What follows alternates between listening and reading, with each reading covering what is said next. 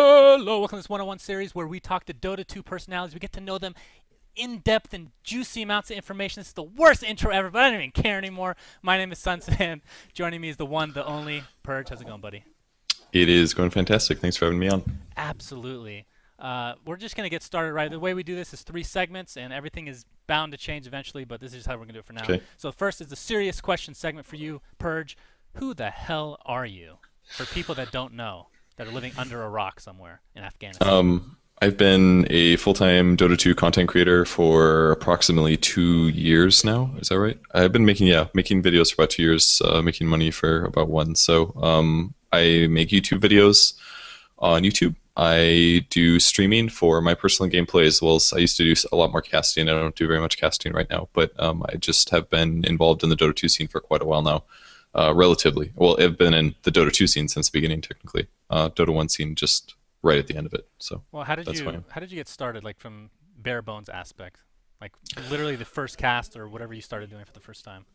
I was interested in becoming a caster during StarCraft 2 because I watched Husky StarCraft commentaries and I was like, I could do this. Like, I have the right voice for it. Like, I feel like I'm grasping the game pretty well. I didn't play StarCraft very much competitively at all. Like, I was very casual, but I was like, I could probably do this. And then I never really did.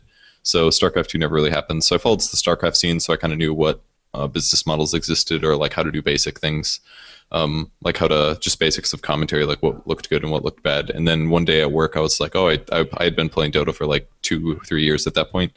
It's like, oh, Dota 2 is coming out. I should just do for Dota what Husky StarCraft did for StarCraft 2. So I just started making Dota 1 videos, and I noticed that there was like an absolute absence of gameplay commentaries, like people explaining why they were doing what they were. Because I was like, well, this is going to be everybody's going to want to see this stuff. And at the time, nobody streamed Dota.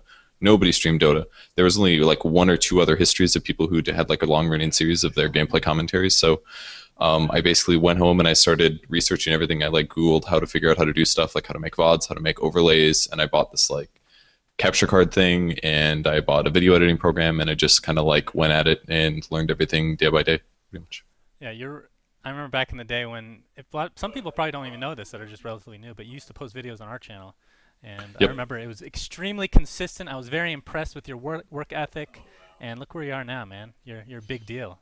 So I'm told. You know. I thought you were flaming me about my consistency with Dotacinema because like at first I was very consistent, and then I just was like, No, I was not being okay. facetious in any way. But yeah, it did taper off towards the end because I mean your channel was getting a lot bigger, and there's really no point anymore for our channel. And it was busy. It was mostly just a busy thing. Like sometimes, especially when I was casting a lot, like some of those days I would cast at least 6 hours every single day without a day off, and it would be hard sometimes to even get videos up on my channel. So some days I would have like a 2 hour window where I'd have to make a gameplay commentary, Right. and if the games just didn't turn out in that 2 hours, I was like, well, not uploading today. So sometimes it really Well, put a lot of okay, stress to have to make two. that's a good segue because you're talking about how you have basically 2 segments to your career, if you want to call it that, Hmm. where you do gameplay commentaries like casting and whatnot, and then you do kind of tutorial type, not tutorial, but like walkthroughs of how to play a hero and certain things for your YouTube channel. Hmm. And you've been focusing on that more than the casting. So what's been the deal lately with that? Is it just too much time commitment required, or what?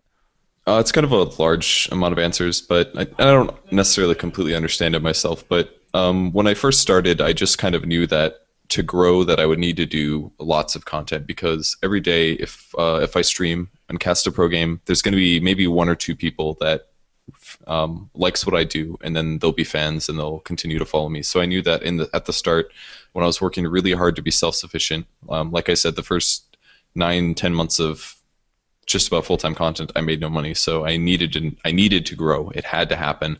So casting every single match, like when I first started casting, I would literally cast everything, more or less, kind of similar to what Shiver has been doing the last 10 months, just working insanely hard and casting everything I could. And once I was finally financially sufficient, I kept casting and I kept casting. But at that point, it was like, do I really need to do 6 to 10 hour days of games that might not be that great? And the answer started to be no. And at that point I started scaling back a little bit and working a little bit less, and I noticed I got a lot less de-stressed.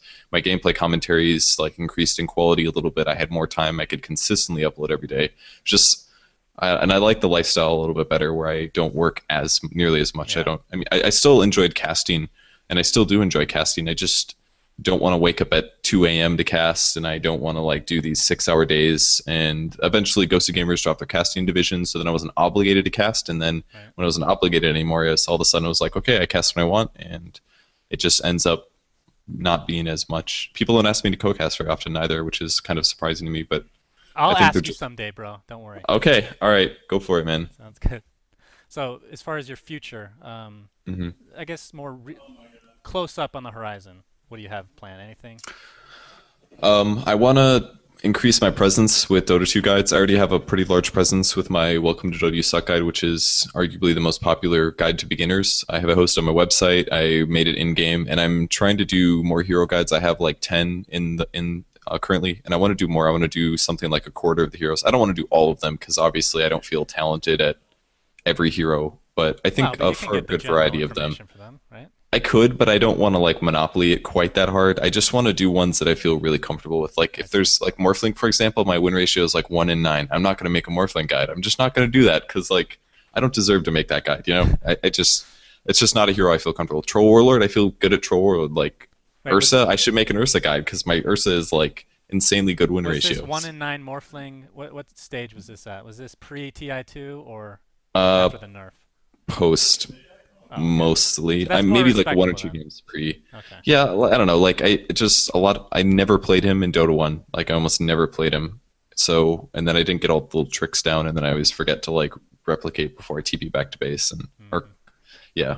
So just little stuff like that. So I don't know. I want to write guides for stuff that I understand and know comfortably, and I can bang it out. So I just want to make a bunch of guides, and I want to make a YouTube video explaining where my guides are, like how to look at them, and explain the guide system a lot because a lot of new players probably don't know that it exists. So I want to make like a video that just shows how to use the guides. And one of the Valve guys asked me to do that as well because he thought it would help a lot. Yeah, it's kind of like he designed the whole resource. system. I mean, a lot of people still don't know about it. Like in the game, I think it's more useful. It's more obvious to people. But as far as outside the game, like alt-tab guides, it's not probably people don't use it that often. And I think that's something that could be tapped into in the future. Yeah, so I think it's a good resource, but a lot of the guides are not good, I would say. And my guide's amazing. Rapier on Centaur. I believe you, but man, the comments just make me want to kill myself sometimes. Yeah, I swear. Like I read comments for some of my guides, and people are like, "Why the hell would you get this item? Like you're so stupid." Like Vanguard on Bristleback, it's so terrible. And then I like look at his guide history, and he wrote a guide for like an offlane Nyx assassin, who starts with like 2 gauntlets and a circlet and like 1 tango, and it's just like that sounds legit. It's the dumbest thing. It's the dumbest thing I've ever heard of, and like, oh god. So that's like the quality of guides that are sometimes in top 5 or top 10 of some of the guide areas. And the problem is that obviously newer players don't understand what's good and bad, so they see this and like, hey, I won a game with it. Obviously this means it's good, but really it's absolutely terrible at high level stuff like that. So I mean, people like on my Witch Doctor build, I like maxed Cask and I got some stat levels, and they're like, why would you ever get stats on Witch Doctor? You're supposed to max Maledict first. It's so good. How bad are you? You know, and it's just bro, they've been playing for a decade. They're obviously professional grade. So. They're like YouTube quality comments. Like it's that bad sometimes, so it's very frustrating. But I want to do a lot more guide stuff. Usually when I have free time, I think, okay, let's write some guides, and then I like go to the guide section. It's been down for like this week. Yeah, whenever I check. It's been up and down for sure. But hopefully that's a good plan, though. I think that's cool. Something that definitely people can take advantage of. On top of the videos from your YouTube channel. As far as we're gonna get into TI3 a little bit here, I have to preface this by saying that since you were a day late in showing up for this freaking interview, this is gonna have to be delayed. The recording is Thursday, probably gonna be published Tuesday, so things can change. So just throwing it out there. Have you been invited to TI3 yet? I have not. Okay, you will be. I can guarantee you from zero knowledge that I have on the situation that you're going to be. Now, as far as the teams that have been invited, not the qualifiers, the set teams, actual do teams. you disagree with any of the choices? Western scene, absolutely no. Eastern scene, I don't follow it quite enough to make a judgment call, but it sounds like the choices were okay. The only one that's maybe controversial is the LGD China decline, or they got accepted and then they booted them after they dropped long DD, and I think they deserve to have to play through the qualifier now, I guess, because little known fact is that a lot of the teams, even going into TI2, were considering swapping out players to strengthen their roster right before the tournament, and they were asking permission to do so, but the information was basically no, you don't swap teams or or you don't swap players. Like this is your roster. Otherwise, you'd have to like unget invited or get uninvited and stuff. So there's actually a lot of instability. I think it's better that they just force and there's a lot of talk about this as well. Even now, because obviously there's been roster switches all over the place. But for example, it's lame if the teams are like, we just need to stack our team as heavy as we can just for this one tournament so that we can win money. It's so like it's so lame to your teammates, you know. It's not like it's like anti-team kind of. It's like not very loyal, basically. You're just there for the money, kind of. And I think it's really smart that Valve is completely disencouraging that. Is that a word? Discouraging. That's it. That's it. Okay. It's okay. It's okay. It's been a long day, bro. You know. Yeah. When people talk to me, their vocabulary just falls apart. It's all good. Try to keep it together. Well, as far as TI2 is concerned, I remember a very special engagement with you where we had Ty Curry. Let's do that again, shall we? Yeah, that was like really good. When I had that there, I was like, I need to start eating Thai curry regularly, and then I never did. I haven't been there. Oh my god, bro! There's Thai freaking restaurants everywhere. Jesus. I'm sure there are where I am. Yeah, definitely. For people that don't know, Masu Man is the best curry. It's not even the best. It's the best food ever. Period. Plain and simple. Purge agrees. Look at the comments. Is that where I went? Yeah, no, Masu Man is the type of curry you had. It's like the peanut one, right? It was really good. Yeah. It was fantastic. I would eat it regularly if I would remember it. I always forget about it. Okay, back to the TI conversation. Okay. As far as the qualifiers, who's coming out for you? I think on my compendium right now I have EG as first for Western. Second, I think I put. I'm not quite sure. QPad maybe has a shot. I think DD has a lot of really good players. I don't really know how good Empire will be because they just like jumped rosters too. They added Light of Heaven and DD is pretty good because it has the 3 French players and they added Go Black and Silent, who are both talented players. Maybe they can make stuff happen. It's just like stuff's all over the place. I think I have EG first, Rock's Kiss second right now, but I think EG is the safest bet for first, but I don't really know who the second place is. I'll tell you what. I'll get some inside information for you because I'm going to go visit the EG house this week. And I'm going to give personal massages to BDiz and Sexy Bamboo. And I'm going to supply them with Taco Bell because Sexy really likes Taco Bell, apparently.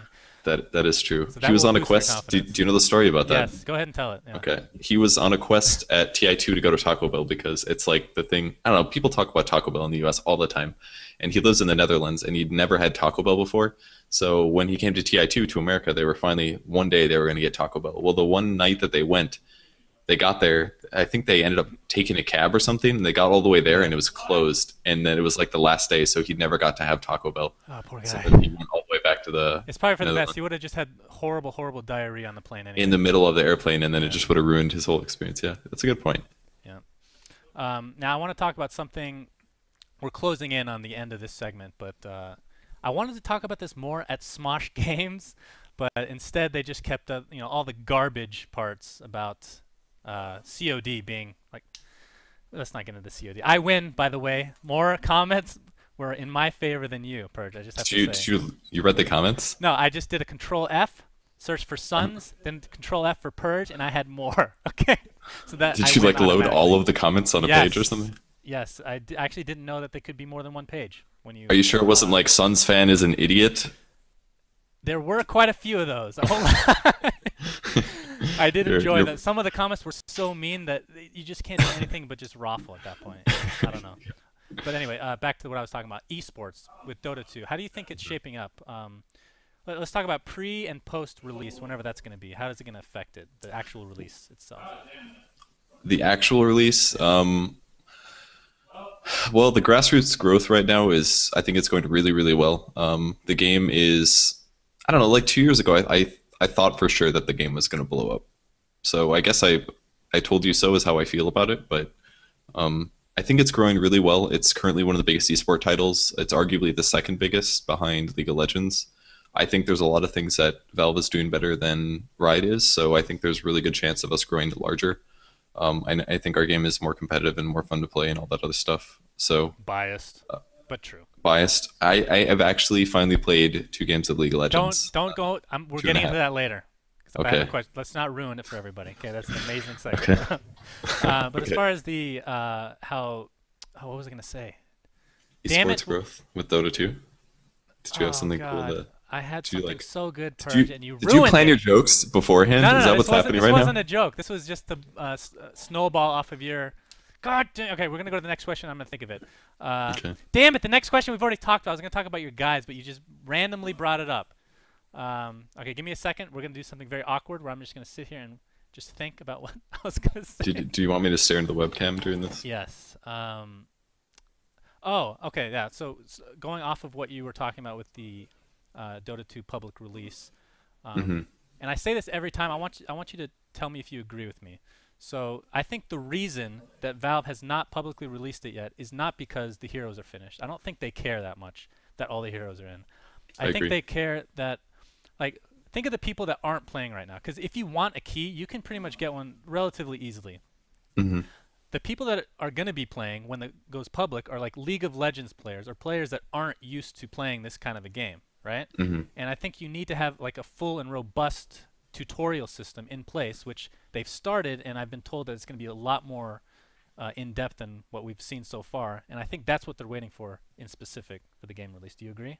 Yeah, I agree completely. I think that's the most important thing to be enabled before the game gets launched. And the guide system that's already in place is a small part of that. It'll help you go from like absolute beginner to advanced, or more like slightly after beginner to advanced. The guides should give you that knowledge, but they need the absolute. I've never played Dota before. What is mana regen? They need to teach you like vaguely basic mechanics, like what does one stat point give you, but still do it in a fun way that's going to be enjoyable for new players. And I think the first mission was actually enjoyable. When I played it, I felt like I was playing Warcraft 3. It's like, oh, I'm on a mission and I have to go here and buy terrible items. I'm going to bracer stack on Dragonite without getting boots, stuff like that. But it's really good for a brand new player, and I think they definitely need to release that stuff so that a brand new person doesn't just like hop onto the game and be like, I have no idea what I'm doing and I don't want to play ever again. Based on what they released so far, there's going to be a lot of Dragonites that level Breathe Fire first, so that's Yeah. something to look forward to. That's great, man. Yeah. All right, on to our second segment, the fun segment, and I've come up with like the worst names for these segments, but it's the fun segment. Here we go.